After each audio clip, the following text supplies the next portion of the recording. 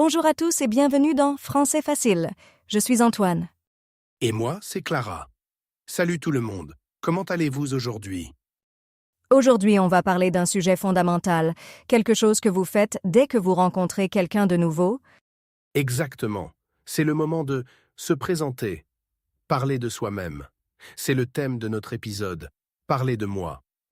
C'est essentiel, que ce soit pour un rendez-vous professionnel, pour se faire des amis ou même pour remplir un formulaire. Absolument.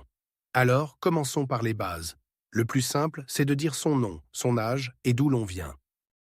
Oui, par exemple, je m'appelle Antoine, j'ai 32 ans, je viens de Lyon en France. C'est clair et direct.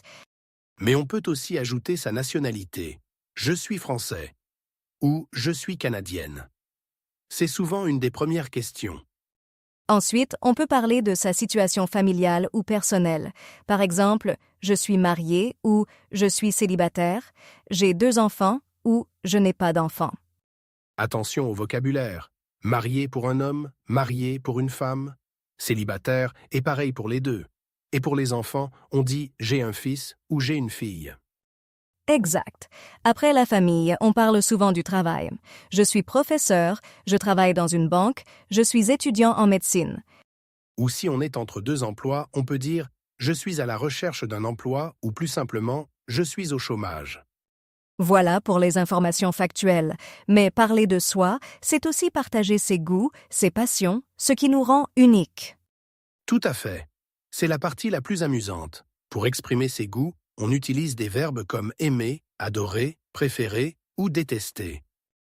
Par exemple, j'aime le cinéma français, j'adore voyager, je préfère la montagne à la mer, ou je déteste le réveil le matin.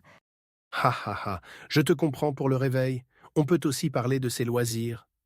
Pendant mon temps libre, je fais du sport. Je joue de la guitare. Je lis beaucoup. Et n'oublions pas les verbes de base pour décrire une activité.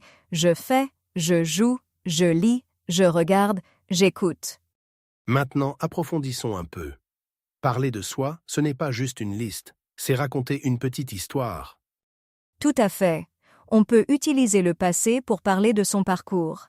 Par exemple, avant, j'habitais à Paris. Maintenant, j'habite à Marseille. Ou pour expliquer comment on a développé une passion. Quand j'étais enfant, je faisais du vélo tous les jours. C'est pour ça que j'aime le cyclisme aujourd'hui.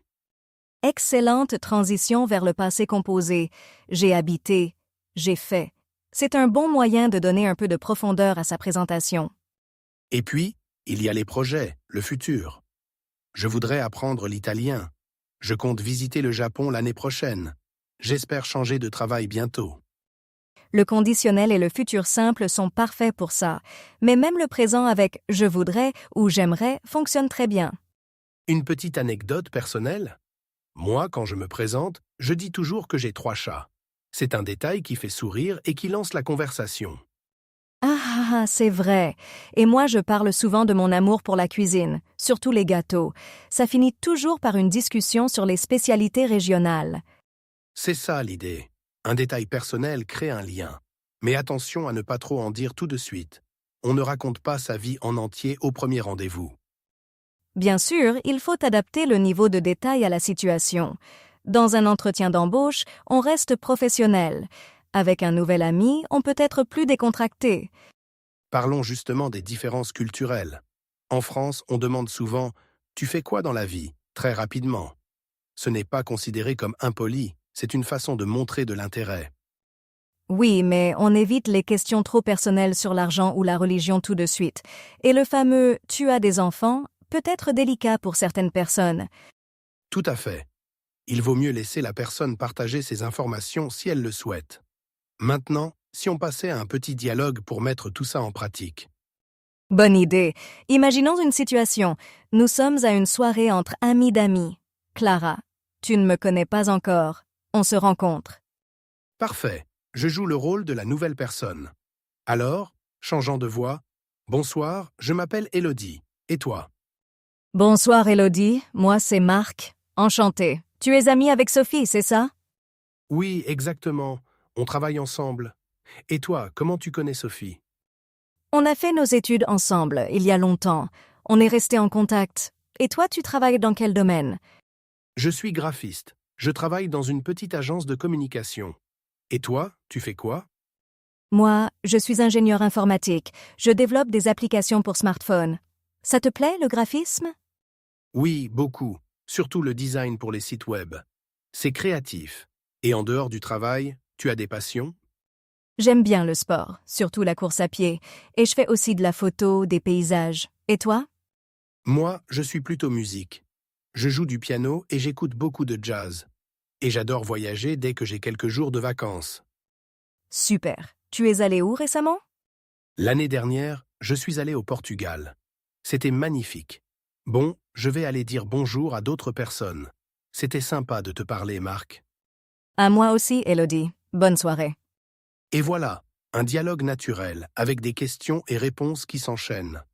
On a parlé du travail, des loisirs, et même d'un voyage. Exactement. On a utilisé des phrases simples mais efficaces. Maintenant, passons en revue les points clés à retenir. Premier point, les phrases indispensables pour commencer.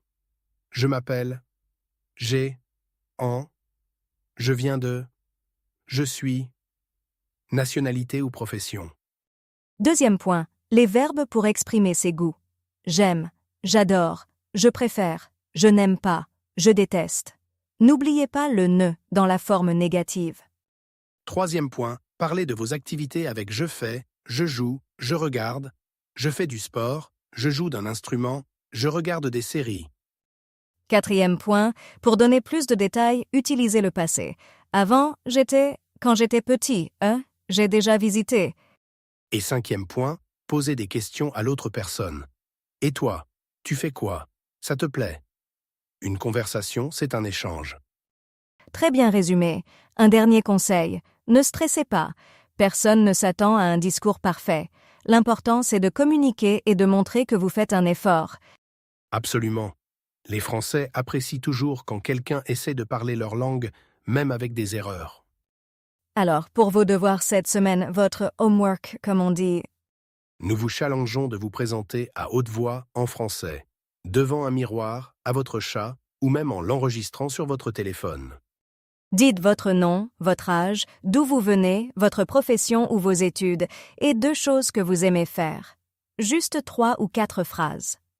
Et si vous vous sentez courageux, essayez d'ajouter une petite phrase au passé ou au futur. Comme l'année dernière, j'ai appris à cuisiner, ou je voudrais visiter la France. C'est un excellent exercice pour prendre confiance, et n'hésitez pas à réécouter cet épisode pour piocher du vocabulaire. Merci infiniment d'avoir écouté Français Facile. Si vous avez aimé cet épisode, partagez-le avec un ami qui apprend le français.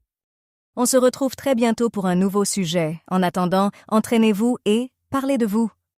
À la prochaine. Salut! Salut tout le monde!